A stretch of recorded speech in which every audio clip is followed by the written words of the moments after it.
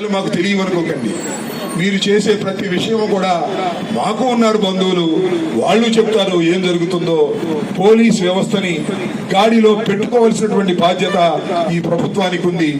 ఈ విధంగా ఎవరైతే వైఎస్ఆర్ కాంగ్రెస్ పార్టీ నాయకులు గట్టిగా ఉంటున్నారో వాళ్ళ మీద పోలీసులు లాఠీలు ఉపయోగించి అణచాడానికి ప్రయత్నం చేస్తే అణిచే వ్యవహారం కాదని కూడా మనవి చేస్తున్నా.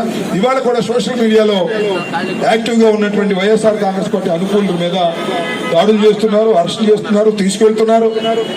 మొన్నేమో పూడి శ్రీహరిని తీసుకెళ్లారు, కుప్పం తీసుకెళ్లారు. ఆవిడ కోర్టులో ప్రొడ్యూస్ చేస్తే కోర్టు వారు రిజెక్ట్ చేశారు, విడుదలైపోయాడు. ఇలా మీరు హింసించాలని ప్రయత్నం చేస్తే మేమేదో భయపడతామని అనుకోకండి. మరింతగా రాటు తేలుతాం, మరింతగా పోరాట పటిమని పెంచుకుంటాం, మరింతగా రోడ్డు మీదకి వచ్చి పోరాటం చేసి మీ మెడలు వంచేటటువంటి కార్యక్రమం చేస్తాం తప్ప పారిపోయే ప్రశ్నే లేదని కూడా ఈ సందర్భంగా మనవి చేస్తూ మరొకసారి ఆంధ్ర రాష్ట్ర ప్రజానీకాన్ని అందరినీ మనస్ఫూర్తిగా కోరుకుంటున్నా.